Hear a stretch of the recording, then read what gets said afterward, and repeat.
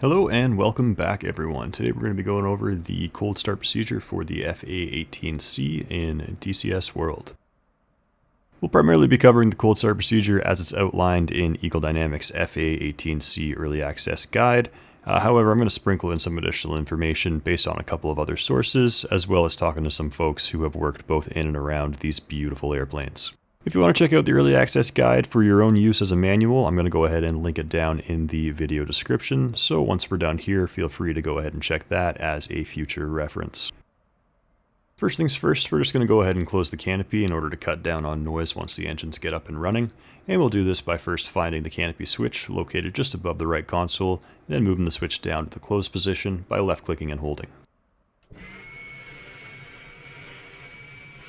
Once the canopy is fully down, we'll continue to hold the switch and ensure that the canopy moves forward a couple of inches.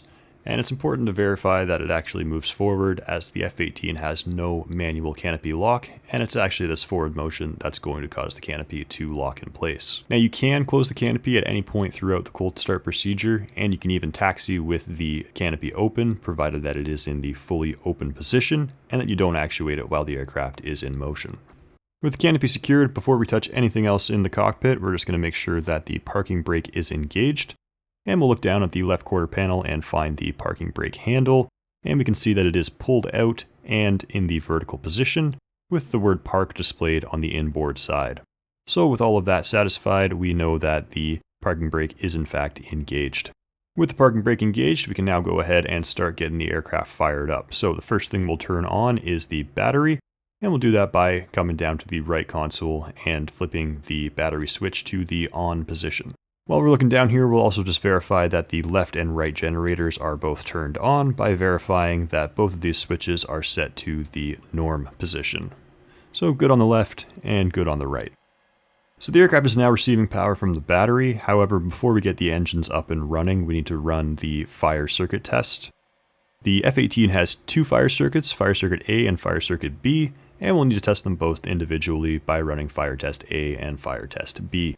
While we run the test, we should see all of our fire warning lights as well as our bleed air warning lights illuminate, and we should hear Betty talk twice through the audio warnings for engine fire left and right, APU fire, and bleed air left and right. So to run Fire Test A, we're going to right-click the Fire Test switch and continue to hold it while the test runs. Engine fire left. Engine fire left. Engine fire right. Engine fire right.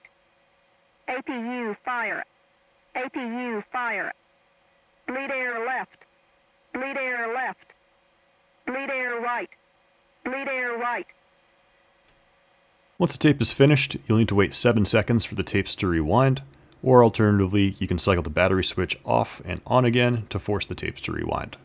Now the reason for this is because these planes were actually designed back in the late 1970s, and so the audio warnings are literally on cassette tapes, and so they need to be physically rewinded before they can actually be played again. Now I've taken more than the required 7 seconds to explain this, but just for good measure I'll show you how to cycle the battery by left-clicking the battery switch to move it to the off position, and then right-clicking again to return it to the on position. With the tapes now fully rewound, we can go ahead and run Fire Test B, which is the exact same as Fire Test A, only this time it's done by left-clicking the switch and again holding. Engine fire left. Engine fire left. Engine fire right. Engine fire right. APU fire. APU fire. Bleed air left. Bleed air left. Bleed air right. Bleed air right. Now this test isn't really required unless you're playing with the random system failures setting on, and running these tests will also add an additional step to the cold start procedure, which I will mention once we get to it. With the fire tests now complete, we can go ahead and start getting the engines fired up. We'll start by turning on the auxiliary power unit, or APU, by right-clicking the APU switch over here on the left console, and you should hear the APU start to spool up.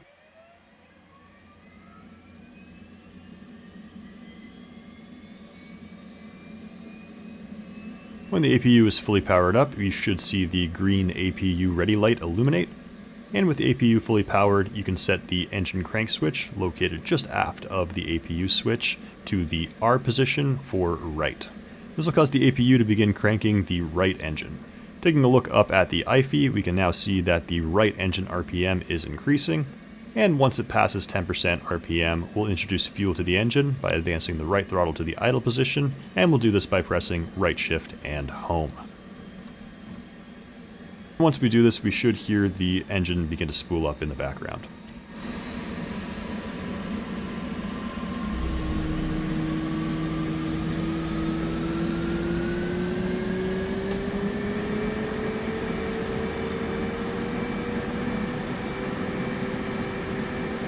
Roll left!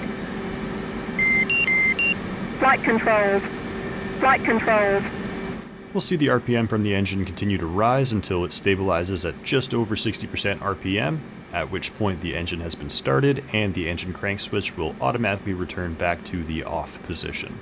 Now a quick note on this, that 10% RPM that I mentioned before is the absolute minimum, and most people will tell you that you want to wait until about 18 or 20% RPM. Also, just bear in mind that without introducing any fuel into the engine, the RPM will stabilize at about 25 to 30% depending on various environmental conditions, but until you introduce fuel to the engine, it's just being powered by the APU. Now there's no real harm in letting it get up to that 25 or 30% RPM in DCS, but in real time that will cause some unnecessary wear on the aircraft and could potentially damage the APU. Now I mentioned a little bit earlier that running the fire tests would add an additional step to the cold start procedure, and this is where that comes in. So when we ran through the fire tests and we got to the bleed air warnings, it actually causes the bleed air valves to close. So to remedy this, we are going to rotate the bleed air knob clockwise 360 degrees from norm to norm. And we'll do this by just right-clicking the knob 4 times.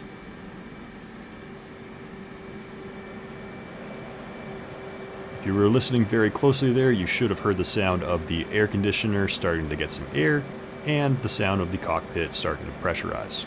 Now, if you didn't run the fire test at the very beginning of the cold start, then you won't actually need to do this step because the bleed air valves will have remained opened throughout the entire engine start. Now when we started up the right engine and the aircraft started getting a little bit more power and some more subsystems came on, we heard Betty throw a little bit of a fit, and we've also got some master caution advisories. So we're just going to go ahead and clear those so that light's turned off for now, because the next thing that we're going to have to do is to check all of our caution, warning, and advisory lights. So to run this test, we're going to look down at the light test switch located right here on the right console, and we're just going to click and hold this for the duration of the test.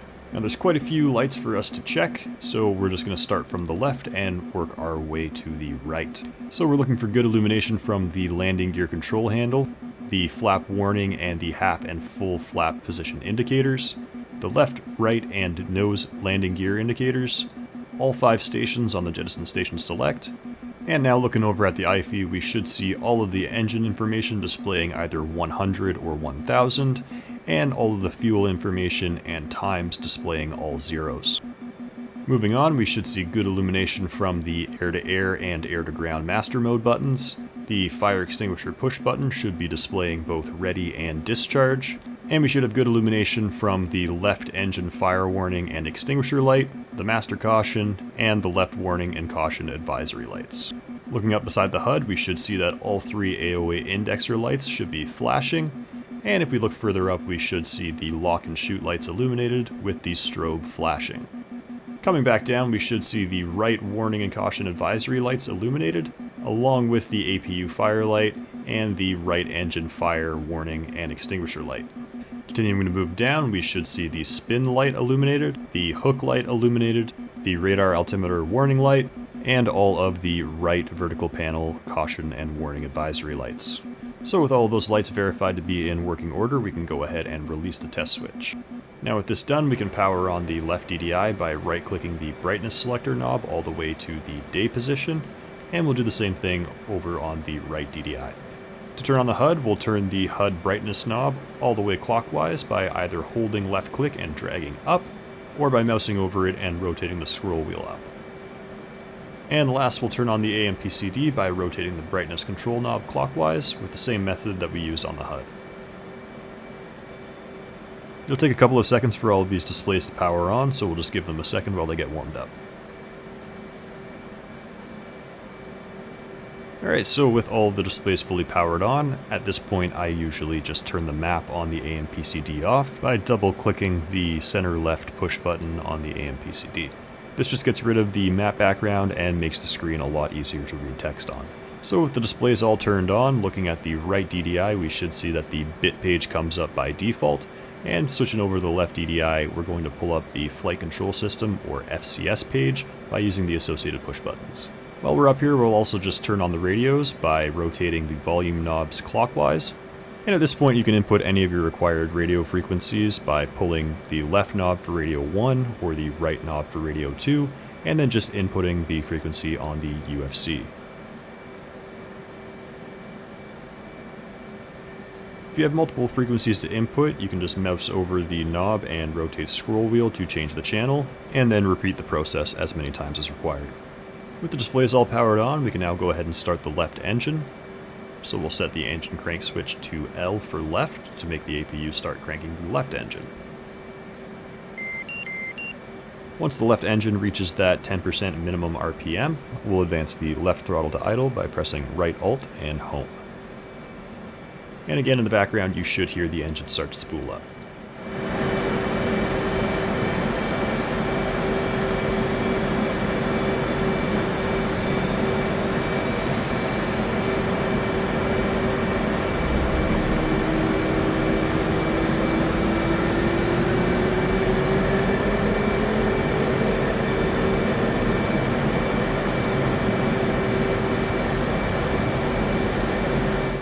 Once the left engine has been started and the RPM has stabilized at just over 60%, the engine crank switch will again return itself automatically to the off position.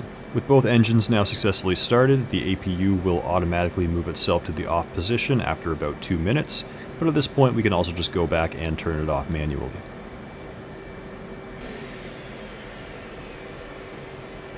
So at this point, the aircraft is technically operational because all we really need to get off the ground is to have both of our engines running, but there are a couple more steps if we want to be able to use the aircraft effectively once we get up in the air. So the first system that we need to get set up is the Inertial Navigation System, or the INS. We'll start with the INS because this system takes by far the longest to align and become operational. Before we go to align the INS, it's worth noting that the parking brake is required to be active in order to perform either a ground or carrier alignment. This is one of the reasons why the very first thing we do in the cold start sequence is verifying that the parking brake is set. The other reason being that we don't want to start moving if we accidentally spool up the engines. So to start aligning the INS, we'll look down at the right console and we'll set the INS knob to either ground if we're on an airfield or to CV if we're on a carrier. Taking a quick look around, you'll note that we are in fact on an airfield, so we'll set the knob to ground by right-clicking it twice. Now to greatly cut down on the INS alignment time, we can use the stored heading function on the HSI page, which should be pulled up down on the AMPCD by default. So we'll go ahead and press backspace in order to hide the stick so we can see the AMPCD a little bit better. And looking down in the bottom left of the HSI page, we see the stored heading option, so we'll just go ahead and box that. Now, selecting stored heading will reduce your alignment time from about 8 minutes all the way down to about 1.5 minutes. And this is basically because the aircraft is going to use its last known heading in order to align itself rather than needing to figure out where it is from scratch. Now in real time, if your aircraft was moved for maintenance or for whatever reason, this option won't necessarily work. However, in DCS, every time you go to cold start the F-18, this option will work. Now when we started the INS alignment, some additional information appeared on the HSI. We should see the time elapsed begin to start counting up, and the quality of the alignment will begin counting down from 100 all the way down to 0.5, and then it will report OK. Now just for continuity's sake, I'm going to fast forward and let the INS run through its full alignment, but just know that you can do the rest of the cold start procedure all the way up to but not including releasing the parking brake while you let the INS do its alignment in the background. So the alignment is now complete. We see that the quality is 0.5 and we have the report of OK. So with that done, we can go ahead and move the INS knob straight into IFA for in-flight alignment. Basically what this will do is cause the INS to continually align itself throughout the flight using GPS assistance. And we can verify that the INS is connected to GPS by just looking at the top left of the HSI and seeing that it displays pause AINS. Now, here's the confusing part for the INS. If your mission takes place before the 28th of March 1994, then you'll need to set the INS knob to nav. And the reason here is that in DCS, the GPS implementation date is March 28th, 1994. So you will not have access to GPS prior to this date, and therefore the INS will not be able to align itself off of it. To make things even more confusing, if you have unrestricted SatNav active in your mission file, then the GPS implementation date will become the 24th of September, 1993. I have no idea why Eagle Dynamics chose to set the dates like this, especially considering that the first GPS satellites were already up in orbit in the late 70s, with GPS becoming publicly available in 1983. But that's not really important here. The important thing to remember is that the GPS alignment is only possible after the date's on screen, and if your mission takes place before these days, then set the INS knob to nav rather than IFA. And just to prove that this will work, if we set the INS knob to nav and we look back at the HSI, we'll see that in the top left it now displays pause INS rather than AINS because we are no longer maintaining our alignment through the GPS. Now there seems to be some confusion within the community as to whether you run a ground alignment or if you can just set the knob straight to IFA. So you can set the INS knob straight to IFA and it will still align, but this alignment will take longer than doing a proper ground alignment, and it may not be complete by the time that you actually get up and airborne. So for me, I always run the proper ground alignment and then switch into IFA after. Alright, with the INS all aligned, we can now go ahead and get the radar fired up. The radar knob is conveniently located just inboard of the INS knob, and we'll set it straight to operate. Now, turning on a radar while we're still on the ground may cause some of your eyebrows to go up, but I assure you this is the proper sequence for the F-18. The radar will not turn on while you have weight on wheels, so we don't need to worry about accidentally microwaving someone who happens to walk in front of the aircraft. Next, we'll go to the very rear of the left console and we'll turn on the onboard oxygen generation system, or OBOGS, and we'll do this by right-clicking, and while we're here we'll also just verify that the oxygen flow is set all the way to the on position. So with OBOGS turned on, we're now going to start receiving oxygen through our masks, so we don't need to worry about getting hypoxic once we're up at higher altitudes.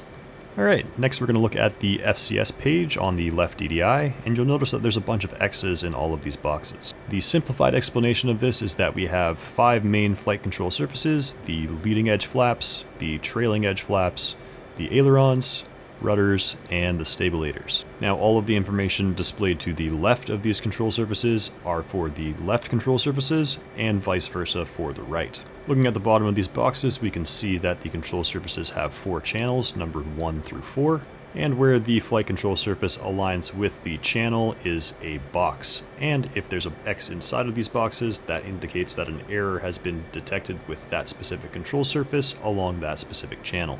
So for example, we can see that the left aileron has an error on channels 1 and 4, and that the right aileron has errors on channels 2 and 3. Now, there's most likely no actual error with these control surfaces. It's just every time we go to perform a cold start, the sensors for this become active before the hydraulic pressure is built up inside the aircraft, which results in these error codes on startup. In order to get rid of these, we'll need to do an FCS reset, and we'll do this by coming down to the left console and pressing and holding the FCS reset button for about 2 seconds. Now we'll look back up at the FCS page, and we can see after the FCS reset that all of the X's have now been cleared. Next, we'll need to make sure that the FCS is actually functioning properly, and to do this we'll start by setting the flaps to auto by looking down at the left vertical panel and right-clicking the flap switch to move it all the way up to the auto position. Then we're going to run the initiated built-in test, or IBIT, for the FCS, and we'll do this by first selecting FCS MC from the bit page. Then we'll look behind us to find the FCS bit consent switch, and we will use the Y key on our keyboard in order to actuate it. Now we need to use the Y key to do this because we are going to need to hold this switch while we also click on something else, and we can't really click on 2 things at once. So while we hold down the Y key, we're going to come back up to the FCS MC page, and then we're going to click on FCS. When you do this, you should see FCS-A and FCS-B go from displaying PBIT Go to displaying in test. While the test runs, if you take a look over at the FCS page, you should see all of your control surfaces moving. And if you take a look over your shoulders, you should see all of your control surfaces moving in real time as well. Now, in order to prevent any false errors from occurring, it's important that you do not operate any FCS related switches and that you don't put any control inputs through the stick or through the rudder pedals while the test is running. Once the test is done, and provided that no errors were detected, we should see FCS-A and FCS-B switch from displaying in test to displaying go. Take a look over at the FCS page and just verify that no X's have reappeared along any of our control surfaces. While we're here, we can also take a look through the blend codes. However, as far as I'm aware, in DCS, the blend codes are actually non-functional, really because if any of the blend codes were detected, there wouldn't be much we could do as the pilot to actually fix them. With the FCS IBIT complete, we'll now verify that the stick and rudder pedals have full authority over the control surfaces, and we'll be watching the FCS page while we do all of our control inputs. The first control input that we do is that we're going to pull the stick full aft and check that the stabilators each reach 20 degrees nose up. Now for all of these values, there is an acceptable error of plus or minus 1 degree. So really we're looking for a minimum of 19 and a maximum of 21, with 20 being ideal. While we do this, we'll also just verify that both the left and right stabilator are within 1 degree of each other. In this case, they're both displaying 20, so that looks good. Next, we're going to push the stick full forward, checking that the stabilators each reach 9 degrees nose down, and we'll again just confirm that both of the stabilators are within 1 degree of one another. So they're both displaying 9, looks good. Next, we'll push the stick full left, and we'll confirm that the left aileron is at 25 degrees up, right aileron is at 25 degrees down, and that their respective stabilators are moving at 10 degrees in the same direction. So that looks good, so now we'll push the stick full to the right, and we'll look for the same criteria. Looks good. Now we'll bring the stick back to neutral and we'll give it full left rudder, looking for 15 degrees deflection to the left. Looks good. Now full right rudder, again looking for 15 degrees deflection to the right, looking good. Alright, with this done, our control surfaces are now good to go. And while we're here, we're just going to go ahead and set our flaps to half so that they're in the correct position when we go to take off. So up next is the 4 down test, and in order to do this, we'll need to extend the refueling probe, the speed brake, the launch bar, and the hook. So to extend the refueling probe, we'll look down at the left console and we'll right-click the refueling probe switch to move it to the forward extended position, and then we'll just watch while it rises out of our nose. Next, we'll fully extend the speed brake. The button for this is located on the throttle, and you should have a keybinder to something on your HOTAS if you have one. Next, to drop the launch bar, we'll lower the launch bar switch over here on the left vertical panel. And then we'll drop the hook by dropping the hook handle over on the right vertical panel. Now, ground or deck crew will normally be the ones to verify the functionality of these systems, but you can take a look in the F2 camera and just visually verify that they're all operating properly. And taking a look, we can see that all of these 4 systems look good. With these 4 systems verified in working order, you can go ahead and return them to their stowed positions. So we'll raise the hook, we'll raise the launch bar, we'll lower the speed brake, and we will stow the refueling probe. So just a quick note on this, if you are operating from an airfield, the testing of the launch bar is optional, but the testing of the arresting hook is going to remain required, and that's just in case you need to perform an emergency landing where you require the use of the runway arrestor system. Now, this hasn't actually been implemented in DCS and probably never will, but the more you know. So next we're going to turn on the Pitot anti-ice switch located on the right console by right-clicking it to move it to the on position. And again, normally ground crew will verify that it is in fact functioning. So with it verified functioning, we can go ahead and turn it back to the auto position. Now if we anticipate we're going to be flying into icing conditions, we can also test the engine anti-ice system, and we'll do that by left-clicking to move the switch back to the test position. And once it's verified functional, we'll go ahead and switch it back either into the off position or the on position as required. Now we'll come on over to the IFE and we'll set our bingo fuel level using the up and down arrows. Now you can push and hold these if you wanted to go a little bit faster, and for me I normally set it to about 5,000 pounds, and then once that trips I'll lower it down to 2,000 or 3,000 depending on how far away I'm operating from my carrier or from my airfield. So now we'll come over to the standby instrument panel and we'll start setting up the standby instruments, beginning with the standby attitude indicator, or SAI. To uncage the SAI, just mouse over the dial and rotate the scroll wheel down one time. Once it's uncaged, you can use the scroll wheel to ensure that it's properly aligned. And while we're here, we'll also just press the test button to ensure that the standby ILS deviation needles are properly functioning. Next, we'll set the standby altimeter. To do this, we need to know the atmospheric pressure, or the QFE, of the airfield that we're operating from. And as we can see on the dial, the unit of measurement that the F-18 uses is inches of mercury. If you're operating from a carrier, you can use the mean sea level pressure value, which is 29.92 inches of mercury. However, if you're operating from an airfield, you can simply check the briefing screen and find your airfield's QFE. In this case, looking at our briefing screen, we can see that our QFE is 29.76, and we'll input that to the standby altimeter just by using our scroll wheel to rotate the dial. Next, turn on the radar altimeter by mousing over the dial and rotating the scroll wheel up. When it powers on, you should hear the radar altimeter warning go off. That's what that whoop whoop sound you just heard was. And while we're here, we can also set the radar altimeter warning altitude, bearing in mind that it should be set to 200 feet for an airfield takeoff and 40 feet for a carrier takeoff. However, I normally just set mine straight to 500. And once we're done this, we'll just go ahead and test the radar altimeter as well. And we do this just by pressing and holding the dial until the green light comes on. With that done, we'll then come on over to the center instrument panel and just verify that the attitude source is set to auto, which it appears to be. And at this point, if we have a targeting pod attached to us, we can go ahead and set the FLIR switch to standby to start letting that cool down. Next, we'll set our lights as required. They can be somewhat difficult to see behind the throttles, so I'm just going to switch to a different clip here where the throttles have been moved out of the way. So there's three types of lights on this panel: the strobe, which can be set to off, dim, or bright; the position lights, also called the anti-collision lights, which are the red left, green right lights used to indicate the direction of the aircraft at night; and the last are the formation lights, which are significantly dimmer than the other types of lights and are not visible from any great range. These are primarily used during tactical aviation so that the outline of the plane is visible at night from close ranges, and is used primarily when formation flying at night.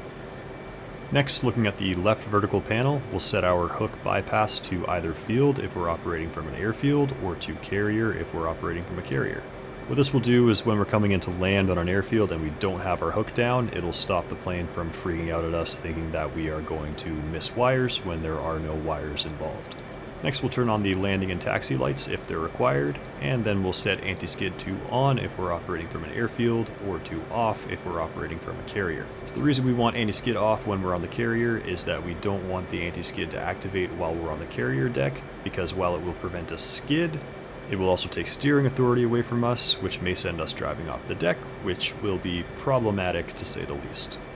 Next, looking at the UFC, we'll turn on and set up our IFF, TACAN, and Datalink as required, and you can do this by selecting each of these options from the UFC and then pressing the on-off button. So the next couple of systems should remain off until you're airborne, but I'll turn them on the ground just so that you know where they are. So first is the radar warning receiver, and we'll turn that on just by left-clicking the power button, which is this far right black square located right here. And we should hear that nice audio cue as it powers itself on. Next, we're going to turn on the jammer by right-clicking, and we're just going to set it to standby for now, but then we can set it to either receive or transmit once we get up in the air.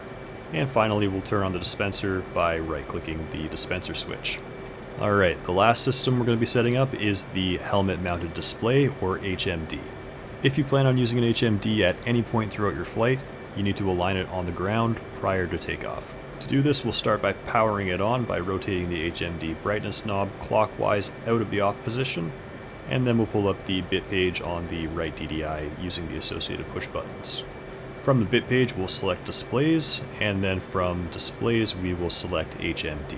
This will cause the HMD to start flashing that it is in test, and then it will start displaying some symbology. We'll need to let it cycle at least one full time to verify that the display is working properly. And I like to use the grid or checkerboard symbol as a reference point just because I find it to be the most in my face and easy to keep track of.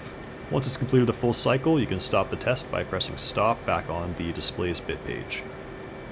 With the bit complete, we can now do the actual alignment. When the HMD is powered on, it becomes its own option over on the support page, so we'll pull up the HMD page by using the associated push buttons. From the HMD page, looking down on the bottom left, we'll go ahead and box align, and we'll see an alignment cross appear in the HMD and another alignment cross displayed up on the HUD. We'll need to move our heads so that the two crosses are aligned, and when they are aligned, press and hold the cage uncage button for about 2.5 seconds. With that done, we should see it give the return align OK. And if you can't get it quite right, that's okay, because for right now this is only a rough alignment. With the rough alignment OK, the HMD will automatically switch into FA or fine alignment mode, and you'll see two smaller crosses displayed on the HMD. With the HMD displaying FA DXDY, use the TDC controls to align the top small cross along the XY axis with the center of the HUD alignment cross. When they're aligned, press the cage uncage button, and the HMD should now display FA D-roll. Using the TDC controls again, align the bottom of the small cross with the bottom portion of the HUD alignment cross, and press the cage uncage button. With the two smaller crosses now properly aligned, the HMD fine alignment is now complete. At this point, we can go ahead and switch out of alignment mode by either unboxing the line back on the HMD page, or by pressing the sensor select switch up, right, or down. At this point, all there is left to do is to release the parking brake by left clicking, and then to arm the ejection seat once we've taxied our way out to the runway. Well everyone, I hope you've enjoyed the video. Remember to like and subscribe, and if you find that you're having a hard time remembering this whole sequence, just know that a lot of these tests aren't actually required in DCS, but they just exist for a sense of realism. I've also made a short on the same topic here, so if you want a much more condensed 60-second version of this video, you can go ahead and check that out. I'll pin it down below. And if you find that that's still too much for you to remember, then you can always just press the left Windows and Home button, and the plane will actually run through the auto start sequence, and it'll basically run through all of these steps automatically. Well, hope you guys enjoyed. I'll see you guys in the next one. Fly safe.